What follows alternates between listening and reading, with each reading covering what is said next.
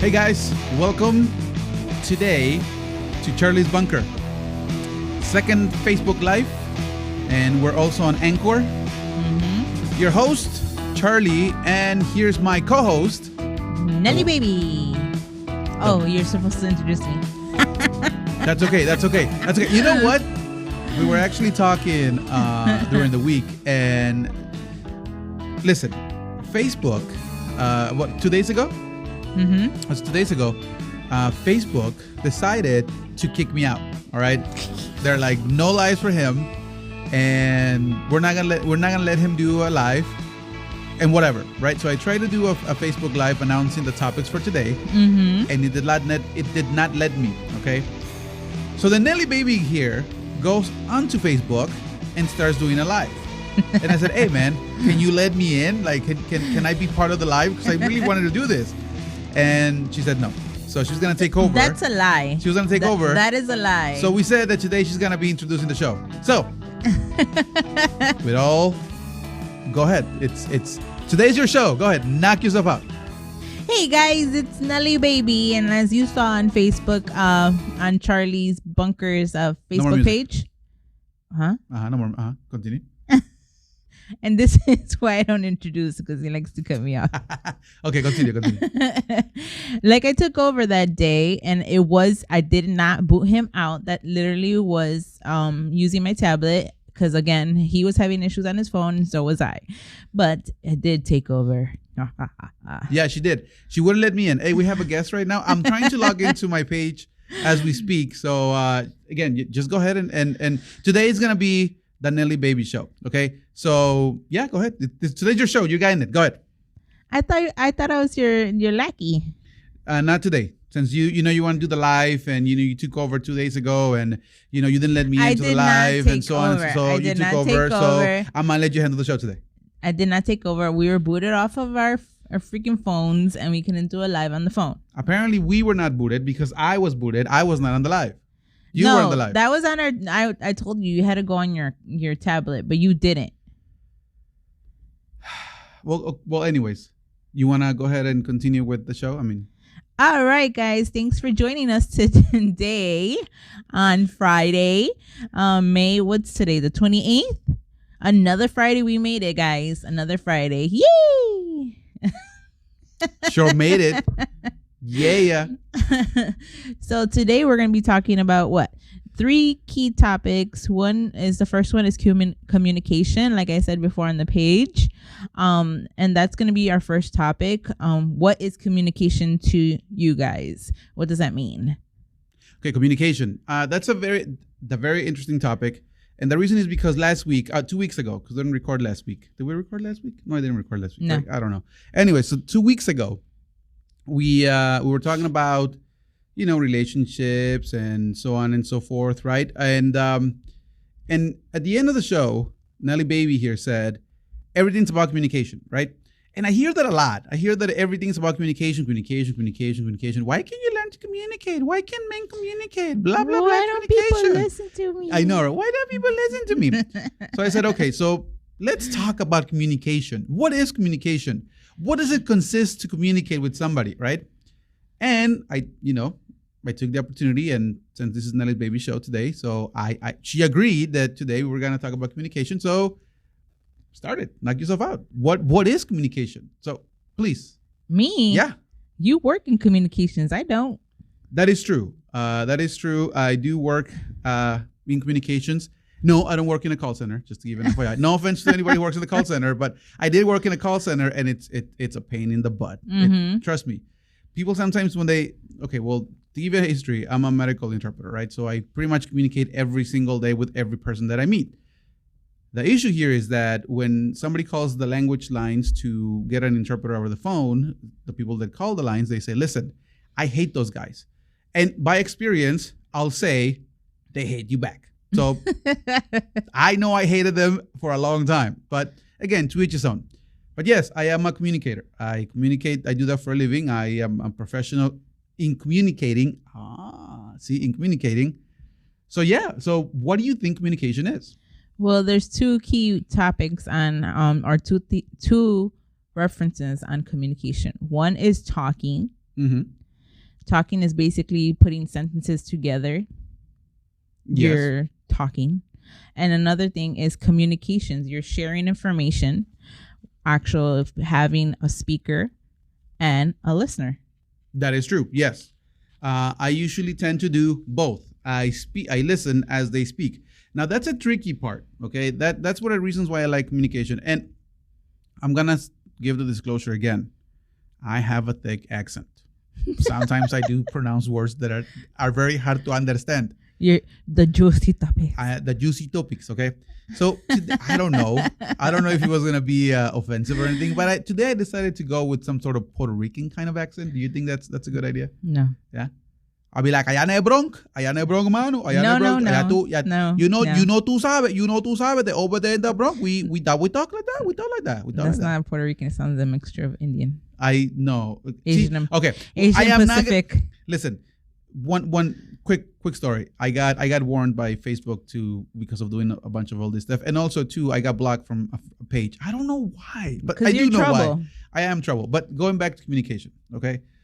Yes, it requires for somebody to listen, okay? Mm-hmm. Now, listening in itself, it's very complex, okay? Because the words that sometimes come out of my mouth, you understand the words come out of your mouth? No, a lot of people don't. But we don't understand. Nobody understands. But the words that we use gives us a different definition. Now, that's one of the reasons why every single time on the show, I give a definition. Because when I'm working with patients or doctors, I have to be careful on what words I have to use, okay? Because there are moments, for example, this is a funny story about communication. I was actually walking out of the hospital that we work at, mm-hmm. and one receptionist, she was very nice because she was doing the interpretation for this young lady and this lady who had purses, right? Mm-hmm. So they were going on and on about who's this African American lady? Who's this African American lady? I'm the only African American lady because the one of the ladies was an African American, right? Mm-hmm. So the lady who happens to be Mexican, she keeps saying, "Oh, la morenita," right? La morenita, which is in the translation that it's given here in the United States, it's the lady who's from African American, right? Mm-hmm. So then they're going back and forth about this conversation. And then I jump in because, I was just walking around and happened to be by and, that's what I do for a living. So therefore I said, I guess I have to help. Your ear stuck out. Yeah, right. I mean, I guess I have to help. and I went and asked him, like, what's going on? And then the African-American lady goes and says, she keeps talking about an African-American lady, but I don't know who she is because I'm the only one that works there. And I said, okay, and let me ask her. So then I went and asked her in Spanish, what are you talking about? Which African-American lady? Turns out, right, and this is the communication and the culture thing, that morenita, it's a person who is brown skinned, mm-hmm. like us, right? So here in the United States, they give the definition of someone who is African American descent. And that's very interesting because they were actually arguing for about 5 minutes about this. And the only thing that happened was a misinterpretation of mm-hmm. the word morenita. So when I interpret, I'm very careful of the words that I use because I know that communicating it could give you a different message. Yeah. Right? So what do you think about that? Because I know you had some really good points about that in particular, culture and communication. Yeah, like I was saying, sharing information, and there's always going to be a speaker and a listener because there's types. It could be communication, but there's different types of communication. There could be verbal communication using words. Then you have nonverbal communication through gestures, body language, and facial expressions. Because with me, like if I dislike something, you could easily tell it by my face. Agree. Oh yeah, 100%. Written could be letters and emails. So it all depends on what kind of form of communication you wanna even have with a person. Now let's go back to the verbal, okay? Because the example that I gave right now, it's from Spanish to English, okay? Mm-hmm. That itself, it has a lot of complications because if that's why we say in the field, do not get anyone who has not had the proper training to do translation or interpretation because we know how sensitive it is to say the wrong word and pretty much start a whole chaos. I mean, mm-hmm. that just pretty much hands down. And that's from one language to another. But what happens when you're using different words in the same language. Okay. So for example, there, in Mexico, we say coche, which is for a car, right? Mm-hmm. And in Guatemala, they say coche for a pig. Mm-hmm. So if that happened to me too, where I was talking to somebody who was from Guatemala, and I didn't know the culture then yet. And they said, oh, me voy a comer un coche. And I'm like, heck, you're gonna eat a car? Like, oh, I'm gonna eat a coche. And I'm like, what? Why would you do that? So again, the same thing happened. About 30 minutes arguing, how is he gonna eat a car? So I'm thinking that he's going to eat an actual car. I was like, how the heck did you do that, right? Turns out then I found out that he was a pig. So how do you handle that the daily, the daily interaction with people and communicating with the same language and the words they use? Yeah, because it's totally different. Like, I have a different form of speaking in Spanish, as my buddy here, Charley, used to tell me that there's different references because his Spanish is Mexican. I'm not saying in certain like cultures, but Mexican Spanish, and mine is more Americanized. Yes. So my mom is from Texas, and her Spanish would be like text message, because text Mexican, as you can say. Dang, your mom used text message back in the day? I was about to say, like, smoke signals. Talking about Tesla and all. Smoke signals, because we lived in the country. Oh, wow. That's not right. I mean, if it was true, that was amazing. I never learned how to and then there's been situations where me and him will argue because I'm like, I say certain words that my mom taught me, and I think it's, I'm like, because I'm bilingual. I'm not saying I'm a professional Spanish speaker, but me stickler over here. Me. He's the how'd you call it? The professional. No, you can say a pain in the butt. I can go with that. He's a pain in the butt when it comes to communicating, because sometimes he's a stickler. Yeah, I am. To a point where like he'll 100%. Hit me. No, I'm just kidding. That's not true. That is not true. I don't hit her. That's not true. That's so wrong. No, but he's a stickler, and he'll correct me. But then me being stubborn, I'll be like, no, that's not how you say it. Okay, that's a good thing that you brought it up, because I guess this is the reason why I brought this whole thing up. Okay, a lot of people tell me, okay, it's impossible to talk to you. And I'll give him this. It is very hard to talk to me, okay? Not because it is hard. It is hard. You're a perfectionist. No, I'm not in your language. I am not a perfectionist in any language, okay? Here's the thing, okay? And this is why one of the reasons why I wanted to bring this topic. The way I think when people talk, it's for me to get the right idea. Because back in the day, before I took this whole training on communicating, I used to hear a word and get a completely different message, right? Mm-hmm. Now, what's wrong with that? Again, I'm getting the wrong message, so therefore that will create a lot of conflict when it came to me and relationship with other people, and that's one of the reasons why people say I can't talk to you because you don't get it. And back in the day, yes, it was true, I didn't get it, but now I use techniques to clarify what people mean, and right. But as they're talking, usually I keep clarifying words they're using because I want to get what they're saying. Again, this is me in interpreting mode, saying, okay, what are you trying to say? So I go and dissect it, and my little gears are working, and I'm trying to get the proper message. But people get frustrated because I ask many questions, and they think I'm interrupting them. But in reality, I'm not. I am just clarifying what they're saying. Therefore, clarification. Mm-hmm. Oh, another one of the reasons why we want to talk this topic is because she says that I use a lot of words and what is it? What did you say? Oh, sometimes he thinks that I'm ignoring him, or I'm not really gasping. Like, I'm totally ignoring him, or even not even interested in his topic, which is a total lie. It's a total lie. The thing is that I'm hearing impaired, which means I have slight hearing loss, and like usually I'm getting old. No, but I've been like that since a kid. I think my mom never, like, what's it called where they fix your ears and they put tubes in it, tubing, right? Mm-hmm. I think that's because I suffered as a kid with a lot of ear infections. So I think it affected my hearing. So yeah. And then my son's the same way. He'll be like, what, mom. I'm like, can you like slow it down a little bit? And then it's worse when you got the face mask and you really can't read lips. Hold that thought, because my family's texting left and right and they keep making the screen buzz. 1 second. And I should have done this earlier, but I did not. So there you go. And we're done. And we're back. Okay. So it's gonna, my huge hand's gonna appear right now on the screen. I just want to see this. Hold on. There you go. Okay. So, yeah. So sometimes I do use words that I guess there are words that I guess they don't know. I don't know. I mean, what words do I use that it confuses people? I don't understand. It doesn't confuse me. It's just that you talk really, really fast when you get excited with information. It's the thick accent. And the thick accent. And then I can't really hear you at times. So it's like literally like, I'm not ignoring you. It's just that like you need to talk slower and enunciate. No. Is that better? Well, no. From now on, for those that watch our Facebook and as well as YouTube, you're gonna see my face like. Yeah. No.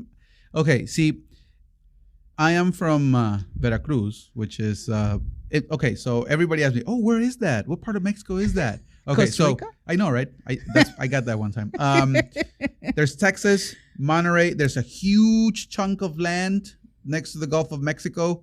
Then you have another tiny chunk of land that nobody knows about. And then you have the Yucatan Peninsula. And then you go around and it's Guatemala, right? Well, that huge chunk of land that nobody knows what it is, I'm from that place. So if you go to a map, look for Veracruz, bam. That little smudge of mud right there. No smudge. It's a huge part of, that's like 32% of Mexico, the Republic of Mexico, right? Excuse me. Oh, I was watching pictures. We have all 4 seasons, all 4 climates, a bunch of ecosystem right on that state. Okay, so whatever. Anyways, we tend to speak fast. Okay, we do tend to speak fast, and we're not as bad as Cubans or Dominicans. Oh no, we love our Cubans. Listen, we love you all. Okay, no disrespect here, but don't unfollow us. Let's be realistic. We do tend to speak very fast. So we're during that place. So we're Veracruz. People from Veracruz are right there in the 3rd place, and we do speak very fast. It's so fast that sometimes we have like 3 or 4 conversations going at the same time, and we can understand everything. And other people are like, "What the heck? I was just on the first one." No, gotta keep up because we ain't got no time. So you understand Puerto Rican? Yeah, actually, I do. Are you sure? With the exceptions of when they use their colloquial terms, I do not, because again, that's their own thing, their own. Somebody join us. Hey, what's up? Anybody who joined us right there, right now, thank you for joining us. Communication, that's the topic. So if they don't use their colloquial words, I'll be able to follow it. Okay, I do. But that's another thing. Okay, we go. Oh, there you go. Cara de bicho. Okay. I want. Listen. Last week or 2 weeks ago, I did say that I wanted to make an official apology to my ex-boss from the previous show. Okay, from Chapin show. And the reason is because I was such a divo on that show. And you're still a divo. And I will admit, I was such a divo. And you are still. But now that I'm on this side, on his shoes, now that I'm in his shoes, and she's in my shoes, now I know how he felt. Hey. So I'm going to apologize officially in public. What did he say? Cara chimba. I don't know what that is, but I am insulted. Don't worry about it. Don't worry about it. No, it means that I have a beautiful face. A beautiful face. So anyways, we tend to speak very fast. And if people don't get used to us, or, I kind of Puerto Rican Spanish, that's fine. But it's very interesting because within the Latin American countries, we don't understand each other. We don't. Like right now, Coche Castillo just said cara chimba, face of what? I mean, I guess a monkey, or knowing him, probably Simba? Something. Yeah. Probably something else. Nada, apologies, abajo underwear. Oh, wow. That's why I left the Chapin show, because I was getting raped. Anyways. I knew there was something with you and Cheques. Totally different. Totally. I knew it. I left him for another guy. That sexual tension really was right? thick. Too strong. So, cultures, that's something that we also clash with a lot. But let's get into the nitty-gritty, okay? Let's forget about the whole technicality of communication in relationships. That's the nitty-gritty. Relationships. I am so tired. So tired. When significant others, not my wife, because she's lovely, not my wife, tells me that I don't know how to communicate. Nice to cover your butt. Listen, you got to learn how to communicate. You got to learn. So what do you think about communication between men and women? No, okay, here we go. What do you Mars think? and Venus. Okay, well, explain. That's a good topic. That's a good point. I did read that book too. Men are from Mars and women are from Venus, whatever. But continue. Go ahead. Well, what's the barriers in communication leads to misunderstanding and wasted time? Same thing as men and women or your significant other, depending on who you're with. Basically, that's all goes together, and I do agree on that. Because sometimes my mutual feelings would not be understood by my boyfriend, and he'll be like, okay, I'm spending time with you. No, you're not really spending time with me. But let's be true and let's be realistic. Okay, let's keep it real. Mm-hmm. You guys do not communicate properly. Straight up, you guys do not. And you guys have no feelings. No, that doesn't matter. That's what I'm saying. It doesn't even matter because that's not the point of the conversation. The point is you guys cannot communicate. So, and that's a very good example. You don't communicate. Well, you don't have any feelings. What does that have to do with anything? It's like, because when we try to express or communicate with you guys, it's like the face just goes blank and you don't want to hear it. There's a reason behind it. No, listen, I'm a man. I go through the same thing. But there's a reason behind it. There's a reason behind it.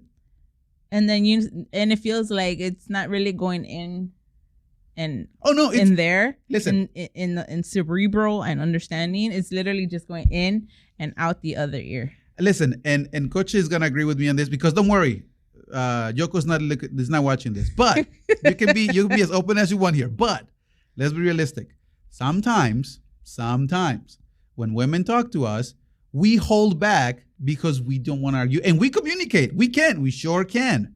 The problem is that sometimes it's gonna bring us more trouble. Why would I want to do that? Yeah, there's that air right now. Why are we going to do that? There's no reason for us to get into trouble. Because I can understand. Listen, there's sometimes when we say things, right, men, and I know for a fact, and she can say yes or no, that's fine. But sometimes we say things and you guys stay quiet because you don't want to respond with something either more hurtful or, Well, that's in my book. Like how he says, I don't really want to say anything that will cause something. So I rather just keep it to myself and just handle the day just the way. Just keep on walking, keep on trolling. Okay, see, but that's not communicating. But you want for us to communicate. That's just. But if you're not going to communicate, then why do I have to put my 2 cents into it and just look like an oxymoron? Because we don't want to. We are not asking for you guys to communicate. Like, I can totally understand. I can even go back and say, listen, I understand what you're saying, and I can pretty much say what I think you meant. And either way, if we're right, you're going to argue because we're right. If we're wrong, you're going to argue because we didn't get it. So there is no reason for us to communicate because we're going to end up fighting. Why do I want to communicate? Again, that air. So am I going to win this argument or is that? Yeah, I'm going to let you win it. Oh my God. This is why. Jesus. Okay. Any other points? Because again, this is only with relationships. I mean, the significant other could have a lot of complaints about how we do not communicate, but also friends. Friends in the workplace. If things are not communicated or given broken down into, sometimes coworkers will get upset because they think that you're bossing them around, and then in my mind you'll be like, okay, you're not my boss. That is true. Not to mention the fact that sometimes a lot of arguments at work start because of the lack of communication. I should know, but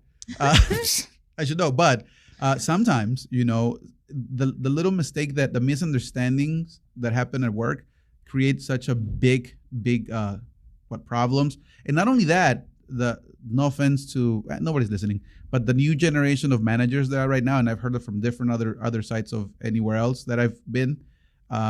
They don't communicate really well. And if the instructions are not well communicated at the workplace, that could create a lot of problems. A lot of tension. Yeah.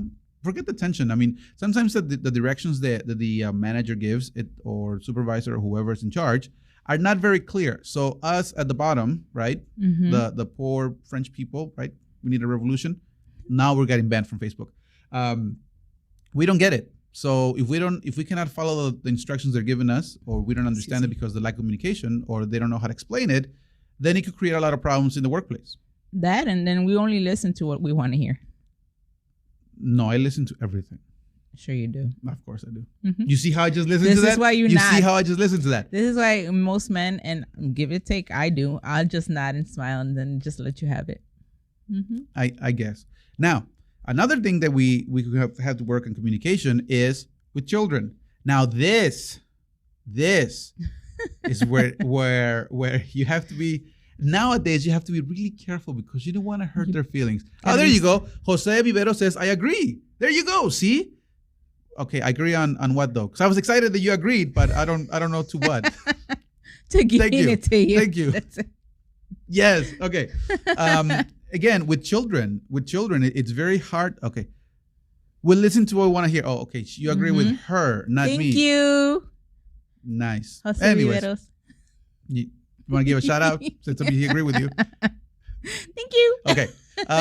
Anyways, children. Now, this is a very tricky and complicated one because you can't hurt their feelings, but you have to give the proper instructions you for give them. Discipline. Oh wait, we can't use that one either. For them, no. Didn't you listen to the episode? To on our discipline? last episode. Jesus. Okay. We have to give specific instructions. Now, here's the thing. Oh my God, this is how my brain works when I'm talking to somebody. Okay, we have to give certain instructions to children, right? We have to be careful not to hurt their feelings, but we have to make sure that this generation, because again, I believe that there's not a lot of pressure on them, so they can, learn how to live life. Free little bird. They don't get hurt. Now, it's very tricky because you have to be very nice, but very direct in a way they actually are functional to what they need to do. And that is complicated. Okay, now you go. Okay, Jose Rivero says, the kids nowadays are more sensible. Yes, they are. Yes, they are. And it's tricky. Oh, we got a third one. Hey, how's it going? Whoever's here, thank you for joining us. Yes, they're very sensible, and it's tricky for us, okay, especially in my generation, because we were told to do things and not question things, and we just did it. Nowadays, they question everything, but they don't do nothing. They don't do nothing. Excuse me, guys. They don't do anything. So that is a little frustrating. So you tell me what's going on. Tell me. Well, what? Kids and instructions. Our communication? Yeah. Girl? Yes.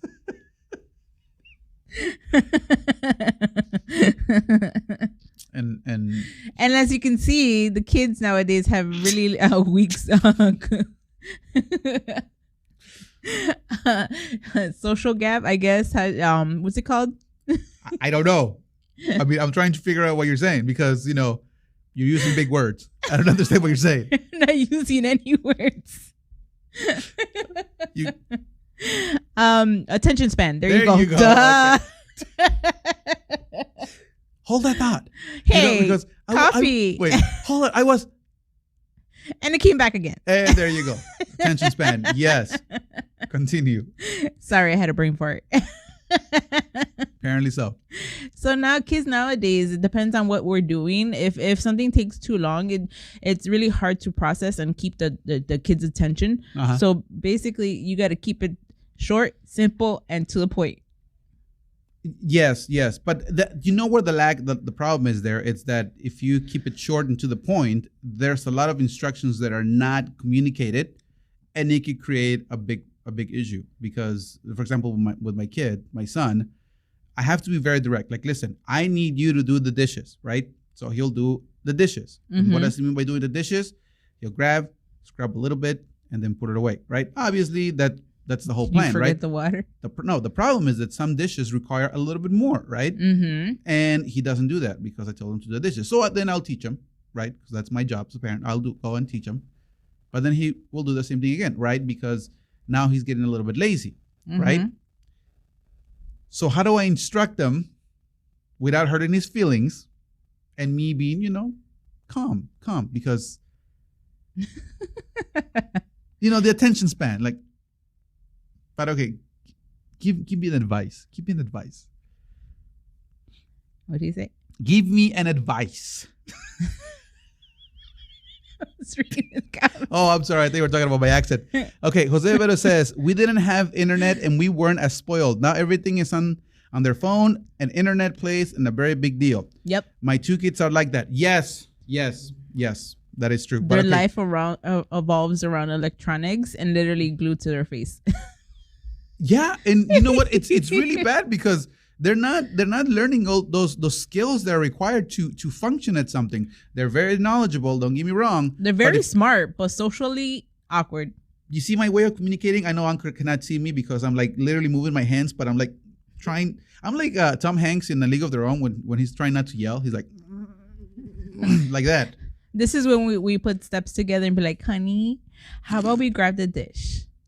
You grab the dish, supervise it, Oh my God. Look at it. Do you think it's Look clean? at it. Do you think it's clean? If it's not, you see that speck right there? You see that speck right there? Maybe if you would spend some more time on it with water and soap, and once you see that speck is gone, you could put it to dry. I'm literally having flashbacks now because I'm trying to be like, I do that. Now, Jose Rivero says they can even make a huevo, an egg. That is so true. Well, no, not my kid. My kids actually learned the hard way because in my house, I ruled that thing like Stalin. I'm not going to lie. Soviet Union, Russia, comrade. But anyways, that's what they do. He used to do that a lot and it used to drive me bonkers. But again, somebody said, hey, listen, you need to communicate better. I'm like, how do you want me to communicate? Softly. And then I learned that 90% of communication, it's nonverbal. So then I just give him the bloody look, like, dude. Oh, that's me all day. I will break your neck. Not literally, metaphorically speaking, before I get canceled or sued. Allegedly. I know, right? Allegedly. If you don't do this right, and that worked wonders. That's how I fixed that. But you had some points for us, so we can close and wrap this segment up. You had some points. What do we need to do to actually work better on communicating? Well, I'm a professional, so I don't need that. But you go ahead. Yes, well, you're a pro. You get a 5, sir. Hey, I'm a pro. Go ahead. You're a pro. I'm a pro. Hear your heavy accent. All right. 7. Follow the 7 C's in communication. I'm gonna kick you. 7. Follow 7. There you go. Okay. Continue. 1. Jesus. Clear. What is your purpose? 2. Concise. Message. What is the message? And what is the brief information for this? Whatever the heck you want to communicate. Okay. 3. Concrete. Be clear and to the picture. Like I said before. Okay. 4. Correct. No, I'm waiting. I'm waiting for you to say something smart. No, I'm actually waiting. I'm literally listening. I'm really trying to learn this. Correct information. You're gonna give something out. Make sure it's correct, so that way people know that you're actually giving correct information. That it's gonna be error free. Okay. 5. Coherent. All purposes are connected, and you don't have a heavy accent. If you do, you repeat and clarify it. 6. Ouch. Smart ass. Complete. The audience understands what to do. And 7. Courteous. Use polite language where someone might not get upset like somebody likes to do. I do get upset a lot if they don't listen. Three opportunities, 3 times. Listen, I will tell you the first one, second, maybe third. I'll be like, listen, we need, by this you should get this. Like there's no reason why you shouldn't get this. And then I go, okay, C for chimba. Still don't get it, but it's funny. I guess. And that's why I left. Anyways, so we're gonna cut this segment off. We're gonna go and play some music. Obviously not on Facebook because they're gonna ban us. But on Anchor and Spotify, you can go ahead and go to those two apps or 2 websites, and you can listen to this segment, share it, and send it to everybody who wants to learn about communication, and how you can avoid a thick accent so they can understand you better. And also listen to some music. Now, I haven't put the music yet. So if you want to listen to something, or you think somebody might enjoy listening to something, ask a Colombian what chimba is. No, I'm not going to ask a Colombian. No, I'm not going to do that. because then either I'm gonna get punched or I'm gonna get Mhm. banged. So either one of the two, I don't run it. What did you say? I won't repeat it. I won't repeat it. Okay. Anyways, so go ahead to a Spotify and Anchor, listen to it. Send us a list of songs you want to hear so we can play them. Again, this show is for you guys, so you can enjoy it. Send us your music and we'll play it. We're gonna Send us your playlist, guys. And hi, Maribel. That is true. I'm sorry, I got so excited and not yelling or having a stroke. He got so excited about you. Yeah. I'm gonna close this segment for Anchor. We're gonna continue on the live, and we'll be back after this. Hold that thought. We'll be back after this. And save. Record this episode. Okay. Now, not yet. Okay. And we're gonna record the second one in 3, 2, 1. Charlie's Bunker with Nelly, baby. All right, we're back. We're back in Anchor and Spotify. Okay, that was an interesting topic. If you guys want to leave your opinions on the previous communication segment, go ahead. We can still touch it because we're on live, and we're gonna put on the Anchor, and we'll explain it later eventually in the Anchor. But the second one, okay, and we want to tie this up because I think this is a very important, crucial piece of information that we need to touch. Okay, this is something that we want to make it a little fun, but it's a little bit serious at the same time. And this whole thing started because Nelly baby actually watched some history documentary. Can you believe that? Okay, so explain. I watched some educational information. Could you believe that, guys? Smart ass. All right, go ahead. Well, what's today? The 28th? On May 30th, 1921. Can you believe that we're going to celebrate this year in 2021, we're celebrating 100 years. 100 years that the Tulsa massacre occurred. How many years? 100. How many years? 100. There you go. Can you believe that? Yeah, I can. That's how time flies. That's how time works. 2021 from 1921. There you go. Learn math, guys. Okay, so tell us more about that. What happened at that moment? Okay, because again, well, 100 years ago, basically in Tulsa, Oklahoma, there was a massacre. In what was referred back then after African Americans were freed from slavery, and they made their own town, which was referred to the Black Wall Street. Okay. Yes. And it was a segregated neighborhood or town from other towns.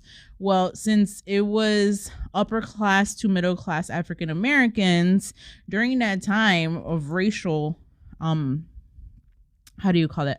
Racial discrimination, backlashes, and all them other stuff. We want to be sensitive, guys. Basically what happened, it was I'm not gonna say the ethnicity.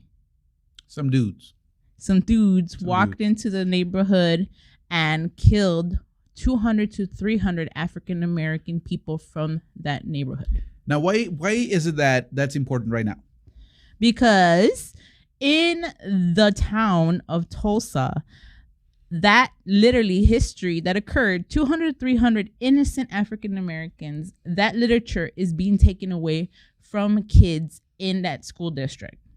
And that's the topic. Why is it that now, because of being sensitive, school districts or school systems are deleting pieces of information of history that are crucial for us to know and understand, are being erased or canceled? Or banned. That is intense. Yeah. Can you believe actually news articles from libraries, like documentation and archives, were literally cut out from a newspaper article? What is this? Russia? I'm just kidding. not the new Russia, but the Soviet Union cut Russia. Out. Literally vanished from the history. Like anybody from Oklahoma, never ever. That literally never occurred. That is insane. And as we actually dug in deeper into the research of this, we found out that a lot of school systems are actually taking away a lot of books. A lot of books that are I feel that are crucial for a kid's development. Okay. Yeah. One of the books, and I was very very surprised about this book because this book it's very very entertaining. It's child appropriate. It's actually you can basically understand society, how it functions and how it works based on animals. And the book it's Animal Farm, right? And that book it's and right now it's starting in high school, so at a very high level of reading, but it's very interesting because it pretty much shows you how society it's divided among different groups, and how do you actually have to work through those groups for you to be successful, and how some groups of animals are being oppressed and how not. So you see why this is getting banned. Like it's things that like that.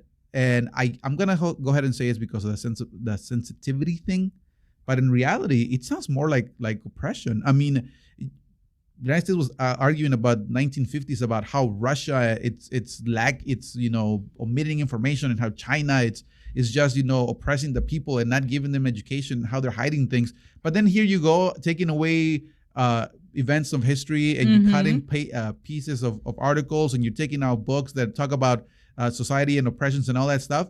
Now you're going ahead and say that it's not.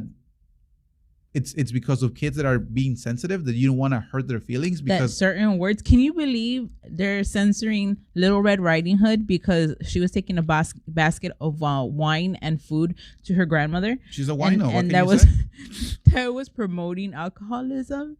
Heck yeah, man. I was like, really? You're banning Lord of the Flies. You're banning what? Anne Frank. Literally the historian, true story about Holocaust and the events around a teenager. Yeah. So at this point, and for our guest at this point, let us know what you think, because if you're in school and you get an email saying, listen, we're gonna ban Harry Potter, because that's one of the books they actually banned. They banned Harry Potter because they talk about witchcraft, and that's from the devil. Like, are you kidding me? Are you kidding me? How is it that we've gone as a society so sensitive that even some books are getting banned? And to me, Harry Potter literally emphasized having imagination and involving it to another world, and not only like physically. Not to forget witchcraft. No. I mean, they are witches. Yes, but it's you're using your imagination. Are we not allowed to use that anymore, or was that back in the prehistoric age? Not unless you get on PCP like the Beatles. So I have to be on drugs? Apparently so. I mean, by the way, there's somebody who's selling THC, and it's really cheap. They're gummies. So it's on sale. It's on sale. So if you guys want to go ahead and let us know, we can totally cook you up with that guy. It's a legit guy, okay? It's not a drug dealer from the street. It's literally somebody who has. But I do know somebody. Just kidding. Hey, whoever she knows, that's her thing. But it's going back to the topic. But it's interesting because there's other books or other topics in school that they're not. It's not only the books. It's also the way the structure of education in schools it's going for nowadays. My daughter came to me and said that the teacher told her that she doesn't need to learn all sides of history. That the only one that she needs to learn, it's the one they're taught in school. Now, if they're deleting information like from Tesla, and they're completely erasing that, and they're saying that they're all happy and dandy, and you don't do the research, or you don't go and study it, how are you gonna learn? How are you gonna survive in a world where you are actually going into a battle and you have no weapons at all? To me, I'm like, not to make it racial profiling or anything like that. I think you're just you're whitewashing our education, because I don't see enough Latin American history. I don't see it, or I don't even see that much. Yes, we see African American, but not as much. So what are we celebrating? Like, I don't see my son. My son is a second grader going on to third. They don't teach him enough history. Same thing with geography. What are your states? Okay, where's the states? We don't care about the states. I want him to know the states and geography. Like, you got the Animaniacs, they still mention Yugoslavia. I did show him that video though. That was awesome though. Yugoslavia. But I think our children are getting whitewashed. That's why the mayor in Oklahoma said we took all that information on Tulsa out because it was affecting our children. By children, he meant Caucasian children, because he didn't want them to feel embarrassed or ashamed of their culture for what their past ancestors did to, African Americans. And listen, no disrespect. Okay, here's the disclosure or the truth. Yes. When we say whitewashed or Caucasians and whatnot, we're literally not going against that race, that or culture, that group it's of people. just We're basically not. It's what happened. It's informed in the media, right? It's what happened. So it is what it is. We're not. That's the communication part, right? It is what it is. It did happen. We can't hide it. Now, if that is the case that we want to hide it, then what about the other groups of people that really need to learn this? Mm-hmm. I believe, and this is my personal opinion, this is my theory, that the more we take away from history and our kids, they're not going to be able to function in a society that needs to learn. I mean, they're being too sheltered, and they're not growing socially or mentally. I forgot who said the quote that if you don't, not learning history, it's like stepping on the same stone twice. I forgot. It was in Spanish. I don't remember. Imagine not knowing the history or culture of your people. I mean, good point. I'm going to go ahead and read a couple of comments. Coach Castillo says, I'm going to take it further and say that a lot of teachers are not properly trained to educate children on this sensitive subject. Correct. The wrong message could be delivered. For example, a lot of people hate a certain race of people for things that race did hundreds of years ago. And it's because it wasn't taught correctly. And that's 100% true. I agree with that 100%. And this is why, okay? For many years in Mexico, we were trained or conditioned, actually conditioned, not trained, conditioned. You see the communication part? You see how that gave you the wrong information? We were conditioned that Spain, you shouldn't like it, period, because they were the conquistadors, and they came and abused our people. But in reality, the people who did that died hundreds of years ago. So why would we hate a culture that nowadays they're like, whatever, man, we like you and it's cool. So those are the things that now children, again, they're growing up, and I can see the point where they're coming from, where they say, listen, this happened, you shouldn't hate it, we're gonna delete it. But then in reality, if we didn't know about our ancestors, for example, the Aztecs, of all the greatness that they did and all that stuff, because the Spaniards did delete a bunch of documents or codex from the Mayans. So again, that's what happens. That in history, the Catholic Church, the governments, they've decided to burn books and all this piece of information to lose it, to pretty much erase it. And we cannot allow that in the 21st century. That's just me. And I think it's funny that they're trying to delete or cancel all these books and this literature and history. But do you not forget, what he said, I see TikTok and YouTube. Do you not see that today's youth does not need an actual book in their hands anymore? That basically you could research anything. All right, let's read the whole post, because we don't want to take it out of context. No. I'm not saying. I'm just using the certain references. See, you like her comment, and she's literally just like omitting everything you said. You see the communication part? You see where this went? I'm not even saying anything wrong about his comment. I just said TikTok and I said YouTube. Let me read the comment. Okay. Jose Vero says, it's what the government exposes to the children and what they see on TikTok, and what other people do on YouTube is what they're starting to find right. And that is true. That is correct. That is 100% correct. But then let me flip it. What are the parents doing to pretty much avoid that and educate them that everything they see on YouTube and TikTok, it's not right? I mean, it's entertaining, but it's not right 100%. But the parents, how are they actually fighting against that? And unfortunately, they're not, because they're allowing things like this to happen. And that's my frustration with this whole topic, because I'm a big history aficionado. I love history. I think that we can learn more from history than anything else. But now we're deleting it. Yeah. And that shouldn't be it. Anything else you wanted to add here? Again, guys, remember, we don't have the sources to look into in the libraries anymore. You could easily Google stuff. So if you think you're censoring your child into finding out what history is, you're not, because they're gonna Google it or YouTube it, or like Jose said, TikTok it. Yeah, and okay, so a little bit more on that. I just feel that there are some books out there that, yeah, they're hardcore. I mean, H.P. Lovecraft.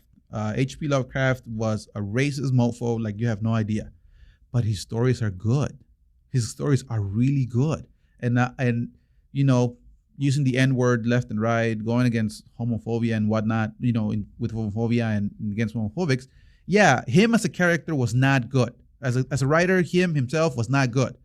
But why not actually teach children that the author, the character, does not make the story? Does not make the story, right? So, for example, again, I love H.P. Lovecraft. I know he was a piece of crap. I know that he, as a character, he was not a good person, but I enjoy his stories and I want to read something. I want to get entertained. Now, if it weren't for people like H.P. Lovecraft, Metallica would have never done Call of Cthulhu. Imagine how much these books actually do make an impression on people. And like Chombo said, everybody does something great. It's inspired by somebody else. Mm-hmm. And we're starting to break this from schools and the children's lives because of the N-word, because of alcoholism, because what? You think just because they learn from books, that's not going to happen? Things like that are not going to happen? So that's my frustration. Guys, let's not take away the love of literature and history from our children. I'm sorry. Coach Castillo said, that's a good point, but there are podcasts that are legit and have legit information, in quotes, like this one, wink, wink. Thank you for the compliment. I appreciate it. I am not going to bug you on Wednesdays anymore because you gave me a compliment. I will. So yeah, why? Again, I think as a parent, I rather expose my kids to every single book that I can find, and if they have questions, and I can educate them, and if not, I will find out, research it, and then come back and say, listen, you know, yeah, this is what it meant, and this is pretty much in the concept of what it is. Now, here's another story that I remember, and it's very funny because we were watching Disney Plus. There you go. That's the check coming in. They're gonna send us a check now because of the commercial. We were watching the Three Caballeros, right? And what is it? Now bend over. Yeah. Okay. Yeah. I will. Take it. Yeah. I guess he did earn it. I guess I gotta take over. I gotta take it. We were watching the Three Caballeros, and the first thing that we see on Disney Plus is this. We're apologize for the stereotypical and the idea of the movie. We are not gonna take it off from Disney Plus because it's very popular and solicited. So we just want to apologize. We're like, okay, cool, whatever. I do enjoy the Three Caballeros. Cultural appropriation. Right. I know, I guess, whatever. It was the 50s, you know, let bygones be bygones. But then there's a scene where they're going through Mexico City, right? I think the parrot, the rooster, and Donald. And they start, one of the ladies starts singing boleros, but in English, right? And my kids are like, what the hell is going on, right? Like, they took a trip on PCP or something like that. And I said, no, because in the 50s, you know, the music that was mostly popular was boleros. And it's really nice. If you guys want to go check it out, go check out some boleros. But it's really nice. And they're like, okay, now I see where this is coming from, right? So thanks to Disney that didn't take the movie out, I had a great opportunity. Disney. I had a great opportunity to educate them on what supposedly it's wrong culturally because of, you know, the rooster and the sombreros and all that stuff. You're gonna speak with your hands. Quotations. I know they're not hearing me. They're not seeing me in Anchor. So right, quotations. And we actually had a good time watching the movie again because we did watch it many times before. And now they're able to understand why that scene, which it looks like a PCP trip.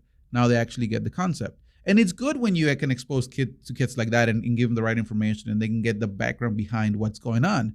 But nowadays, they don't want to do that with kids. I like talking nerd stuff with my kid. Yeah? Like what? Whatever he wants to talk about. You're like, Mom, what is the sign of infinity and what is the purpose of it?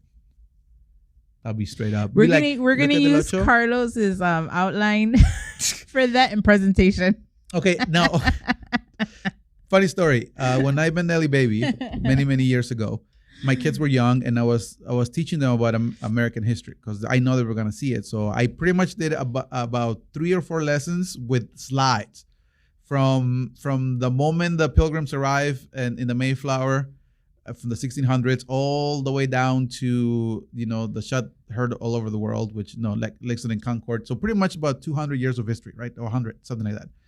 And I was working on it, and she was like, what are you doing? I said, oh, well, I'm doing the slides for my kids in history and American history because they're going to see it and blah, blah, blah. And she goes, can I borrow them when my kid goes to school? And I said, heck no, I'm going to sell them to you. So that's why the joke comes in that she's going to borrow my slides because, you know, I did that. Such a nerd. All You right, okay. are. Now I'm gonna close it. Anything else you would like to add? Go out there and read a book And don't cancel it. and don't cancel it. All right, guys.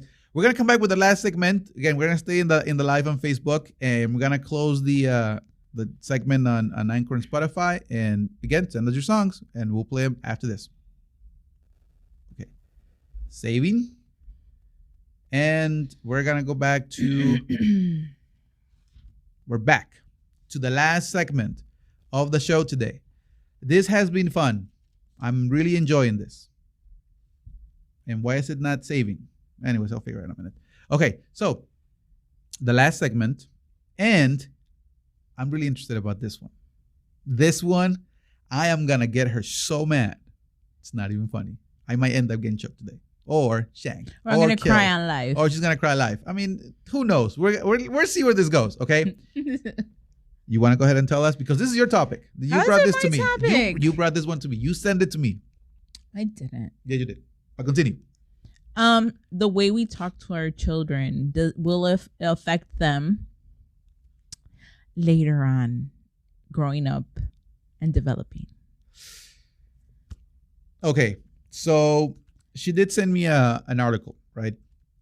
And it said the most hurtful things that your parents have told you growing up. Okay, Mm-hmm. do you have the article by any chance? No. No. Okay, so you want to go get it? I think it's on. No. Okay, so the most hurtful things that your parents have told you growing up. All right, so she sent this to me, and I was reading it, and some of the things that they said that were hurtful to kids. Not a big deal, to be honest with you. Not a big deal. But she said to me, hey, you were raised in a different culture. You were raised in a different environment. You pretty much, they abuse you when, since you were a kid. So, hey, whatever. And I said, okay, cool, Yeah, yes, it will. I did not say they abused you as a kid. I know your mama. I don't want her to be thinking that. She's not watching it. There's only 2 people there, which, by the way, thank you for staying. But they're not gonna tell my mom. You can honestly speak freely. I share it on my page. She'll find it. It doesn't matter, Okay, so, and this is where I have a problem. Okay, and actually, this is a problem that I've had for a long time, because I'm a believer. I'm a true believer that yes, you have to keep kids' feelings into consideration. Mm-hmm. You can abuse them either physically or morally or mentally or emotionally, nothing like that. But sometimes you do have to get close to that line so they can get some thick skin. And I'll give examples, but I'm gonna let you answer to that, because I know you don't feel that way. I think it does. Coming from a person who was mentally and verbally abused. Okay, that actually, I did not expect that. I thought she was going to rebuttal with a different answer, but no, she agreed with me. What? Show's over. I didn't agree with you. Oh, never mind. Then I said continue. it affects it. You do get affected by what your parents do tell you. You see? Communication. Mm-mm. You're going to see Charley getting punched in the face in a second. Okay, go ahead. Continue. So, like I said, as a kid, I was mentally and emotionally, verbally abused as a kid, because I was overweight as a child, and my father used to tell me things because of my weight, and my mother as well. But my mother was clinically already trained, or what's that other word that you were saying? Conditioned to think, to be in a diet all the time, because that's how she was raised. So all my life, I literally was limited on what I ate as well. So that, I know a lot of people say that in the culture, Spanish culture, they don't really believe in eating disorders and bulimia and body dysmorphia and stuff like that. But literally it developed in my mind because of all this abuse. Not only that, kids in school were very mean and bullying because of the topic of my weight. So, okay, yes, so yeah, there's some things that obviously they will affect you, right? And again, I'm not saying that it's not, because people that know me from many years, they'll be like, what are you talking about? You were straight up crazy, and you couldn't say anything to you, because then you will flip, and then you will eat some. One day I almost stab a guy on the neck in the restaurant. Again, that was the old me. I'm a very peaceful guy now. Okay, I'm a very peaceful guy now, but I will agree to that there are some things that people or your parents, mainly your parents, have told us, or you tell your kids, that could be damaging to their self-esteem. That hands down. But like I said earlier, what are the things that you can say that you literally mean well? You're not being offensive, you're not being abusive, but it still haunts them, it still damages them. So that's why I wanted to get the article, because what could be an example of something that someone will say that could stay with you for the rest of your life? Besides, obviously, the eating and the diets. But there's other things that I think they're not that exaggerated. They're not that bad. And they still carry it on forever. I should get my phone right. You should get your phone. That's what I asked before. I won. Well, I'm going to make a noise. Yeah, go ahead. You do your noise. Anyways, so I think, all right, and this is my expertise, okay? And this is the story I tell my kids, right? One time, in band camp, I know, I didn't think of anything else. One time in band camp, I remember that I was actually having a little conversation with my father, right? And I was already old enough. I was already 20, 21. Now at that age, your hormones are still going raging. You're still like, young. Your synapses are not connected yet. So you're still in that stage where you get everything and take it personal, right? And we were having this conversation. I don't know how it started, to be honest with you. And he said, "You know what? Listen, I'm just gonna end this by saying this. I didn't pick you to be my son. You didn't pick me to be your dad." And we left it at that, right? So then I went and I told somebody, like, "Hey, listen, can you believe my dad? This is what he said to me." And then he's like, "Oh man, what the heck? Like that's a little offensive." So now they're feeding that little wheel that I used to have, like, what the heck? Why did he will say that, right? And I did take that for a while. Man, that actually hit me hard, okay? And then once the age started to kick in, and I was more calm, and I was, the brain already had, got rid of all the garbage that it was in there, I started thinking about the conversation again. And I said to myself, you know what? He has a really good point. The things that happened and the things that we went through our life, he didn't do them on purpose. It's like it's not like he actually intentionally did it because he wanted to be mean. It's just the fact that either luck or faith or whatever you want to call it decided to put us together in the same path. And this is pretty much the cards we were dealt with, and we just had to deal with the consequences and the reactions and whatnot. And that's what I took from the conversation many years later. And I agree, that really hurt me at a certain point in my life. But then I realized that he just wanted to teach me a lesson. The lesson is that sometimes life sucks, and sometimes this is pretty much the hand they deal you with. And sometimes you're just gonna have to suck it up and move along, because life, it's not easy. Life sucks. Life, it's hard.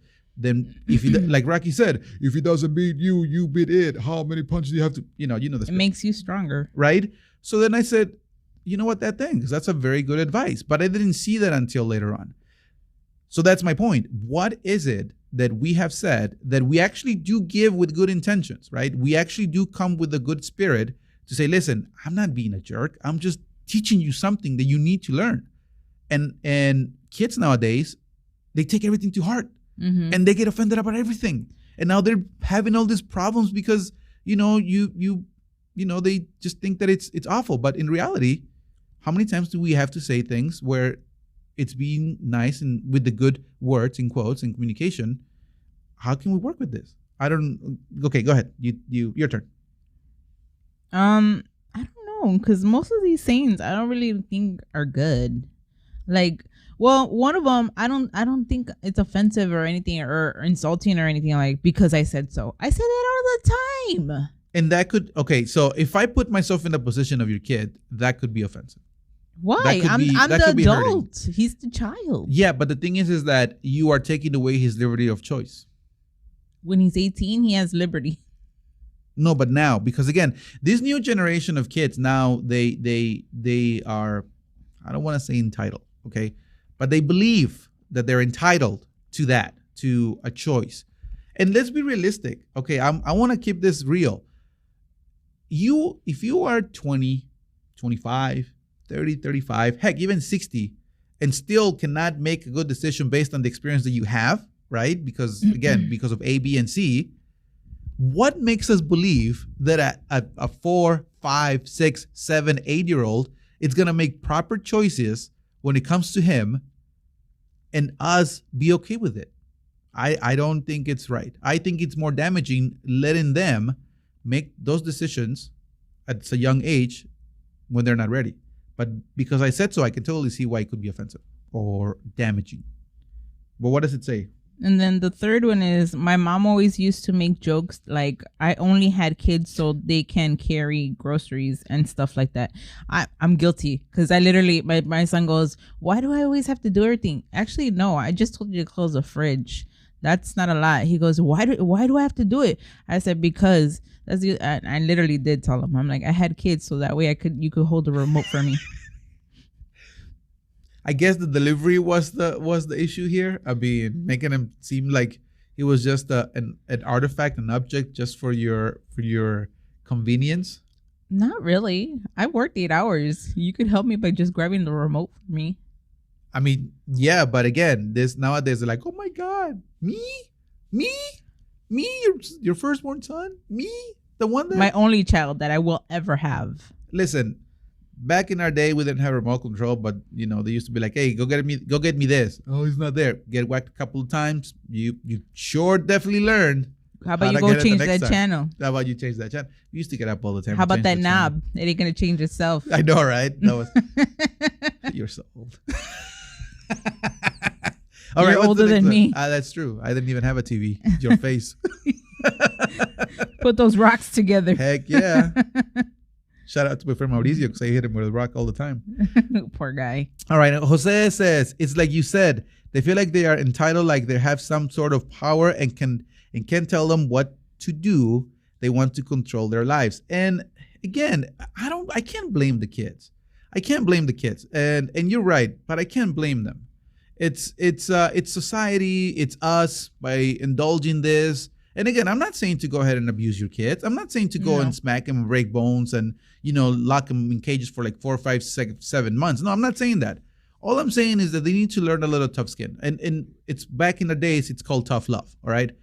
We don't do it because we want to be evil. We do it because we want to teach them structure, responsibilities, right? Lively duties, like learn how to wash a dish because mom's not going to always be there. Now, just get over it. That's another one that it's here on the list. Number 5, and calm down. It says here, I have anxiety and ADHD that makes doing some things extremely hard, but it was always expected just to get over it and what it had to be done. Now that I'm very guilty of, okay? And I could say that freely because I do that to my kids a lot. But hear me out, okay? Hear me out because this is something that I did explain to my kids many times before, okay? Just get over it, okay? Sometimes, and whoever's out there listening, you can send us your opinion on the Facebook page on Charley's Bunker on Facebook or Instagram. But hear me out, okay? When I used to tell that to my kids, like just get over it, it just what I meant, and I did explain that, is that at that moment, the certain moments in your life or certain moments in time, in an episode of your life, where shutting down your emotions just get so wild up and you shutting down at that moment, it's not convenient for you. It's not gonna work, right? So you're going through the really stressful situation and then you're like, oh my God, I'm not gonna do anything and shut down. Everything's gonna pile up and you're gonna feel even worse. And now you have to actually have a uphill battle just to come up from the spot that you pretty much gave up. Okay. Yeah. And it doesn't work. It doesn't work.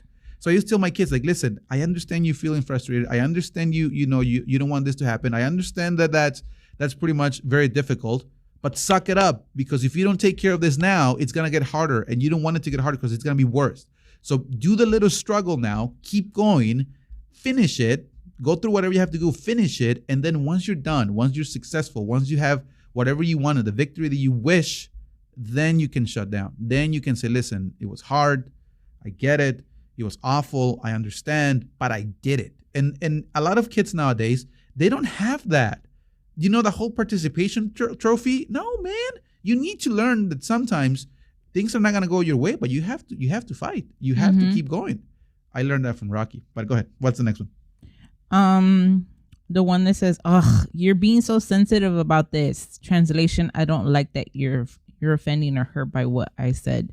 So now I'm going to make the real problem all about you. Okay, I used to hear that a lot too. And again, that's one of the things that I did carry with me, but I did work through it. And I said, listen, it was just a matter of me learning how to not shut down at the moments that I needed to succeed. It's the whole sink or swim. Do you want to drown? I mean, you can. There's always a choice of not doing anything and getting worse, things getting worse. Or you can actually just put that little extra struggle and finish, go the distance, like Rocky used to say. But yeah, that I can see why that could be offensive to a lot of us when we were kids, and also kids nowadays. But how are you gonna develop character and structure if you don't go through those things? Yeah, you need to learn to relax, to calm down, and understand that yes, people have feelings, emotions, but we need to keep them to a level where you're not affecting yourself mentally and emotionally. Yeah. Okay. So let's go a little detail on that. How do we work that? How do you see working that out? Because that's one of the complaints that I get on my everyday life. They keep telling me, dude, you have no emotions. You're like, and just think about things and you figure them out and you're so analytical and whatever, but you don't have any feelings. You gotta connect with your feelings, right? That's what I keep hearing.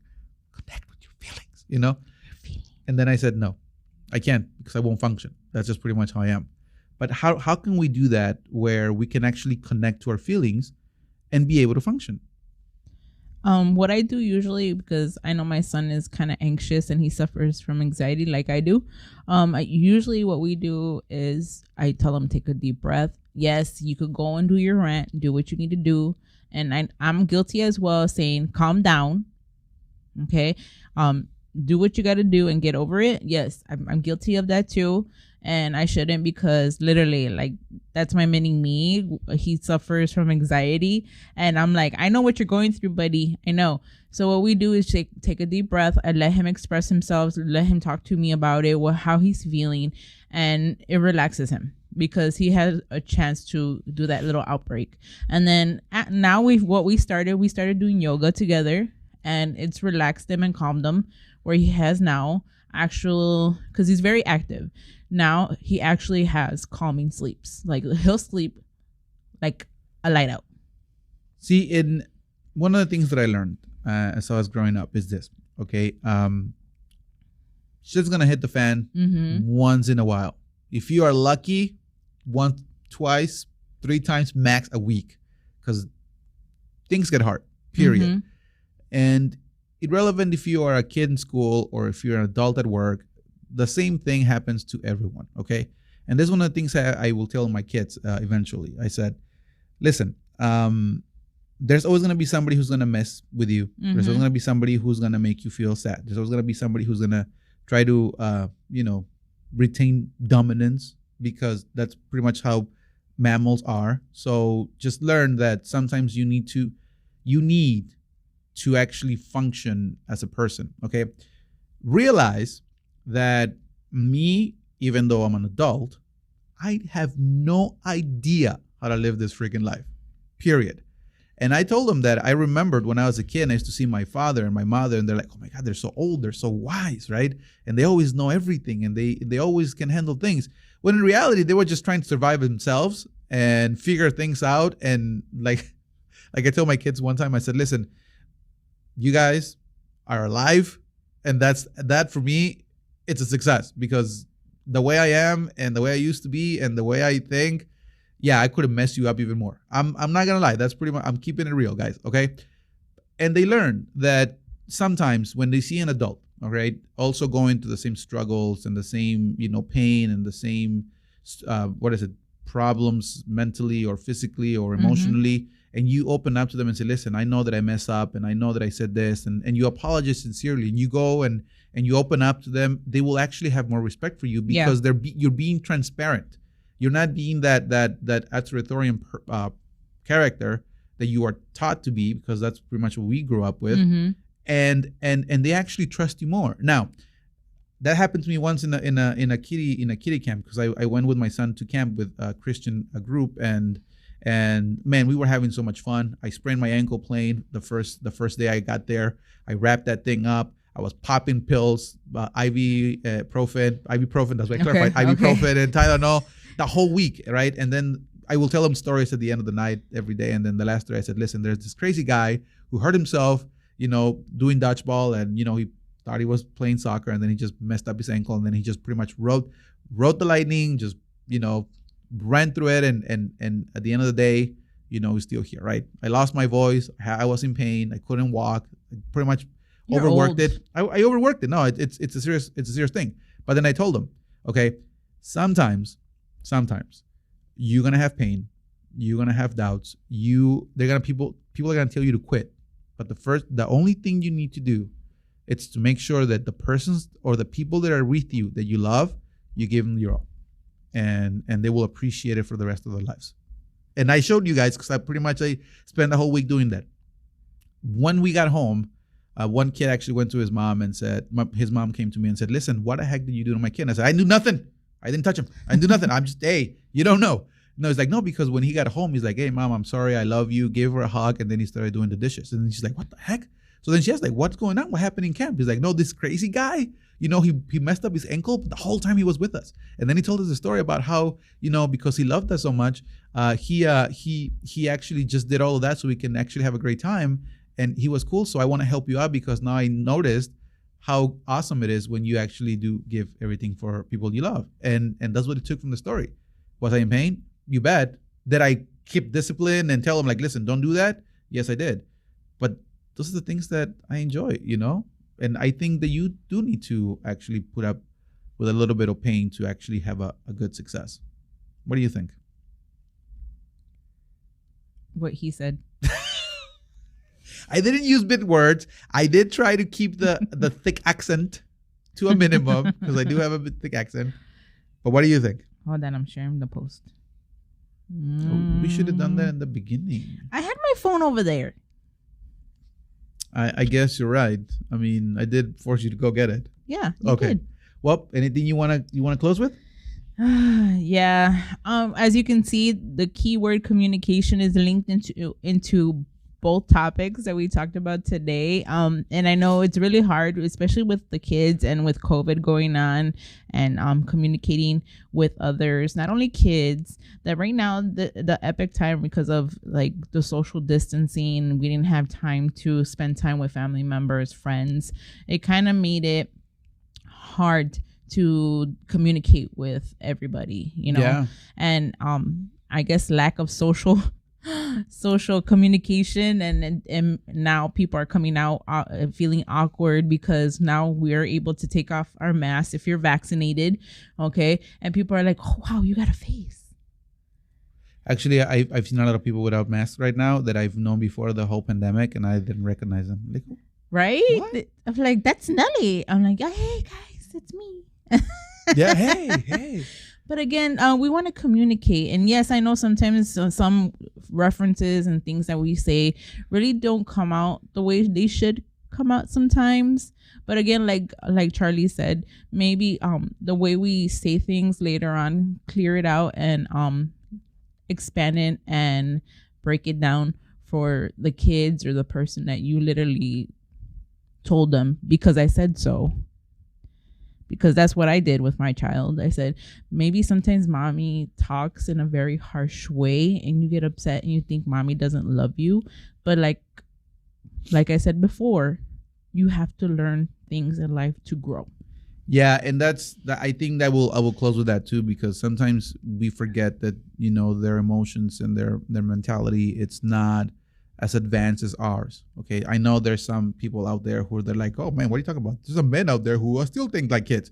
Given there's might be some, no offense to them. Follow us, Facebook. You got it. Anyways, remember that they actually do look up to us, and sometimes our words can be hurtful. We will not avoid it. That's something that we cannot avoid, because pretty much we also come with our baggage. We come with our emotions, emotional scars, and we're just a mess too. They're not as much of a mess as we are. Again, guys, we're not saying we're perfect parents or perfect adults, human beings. We're not.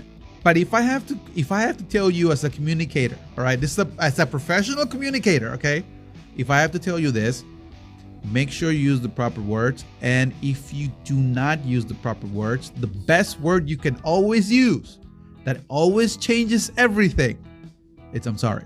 I'm sorry. I hear you. I hear you. And I love you. Sometimes I make mistakes when I'm interpreting. I say a different term and then I go, I'm sorry. This is what I meant. And I've noticed that word I'm sorry, it always does wonders. But again, try to actually open up, be transparent with your kids, because think about this, and this is something that people tell me, oh my God, you're a great father. I said, no. I know what I am. I know what I do. I mean, you're not there, but this is gonna be my goal, my golden ticket, right? This is my goal for the rest of my life by the end. If they put me in a good nursing home, in a really good one, when I don't get abused, then I was a good father. If I end up in somewhere else, then yeah, I did a shitty job. And saying hi to my number one fan. She knows who she is. Yeah. Oh, weren't you gonna give a shout out to someone from Chi-Town? Oh, she forgot. Shush. And thanks to my number one listener and our number one fan who says that she's, and one of our besties who says that we're doing a great job on the podcast. Thanks, Yanis, for always supporting us and sharing our posts. Hint. Subliminal message. So thanks for everything, and we love you too. Yep, we want to hear from you guys. Send us your topics. We want to hear about your topics. Oh, before I forget, next week no show because I'm gonna be busy with personal matters, and she needs a break from me once in a while. You know what? That day I might do it live by myself. What's it different from this Wednesday? Nothing. But the week after that, we know that right now with the vaccine out, we're actually getting to the point where now they're trying to advise the people who are against the vaccine to get the vaccine, right? So because of that, we are going to have Dr. Nancy Glick. She is a specialist in infectious disease, and she's going to give us all the information when it comes to the vaccine, how it was made. We did actually a segment on the show. If you haven't heard it, go check it out. It's about the vaccine and all the myths that were going around there, and there was the concern about injecting the vaccine. But now we're beyond that. Now we're gonna give an update, and all the things that people are worried about, we're gonna cover that moment. So, please share this.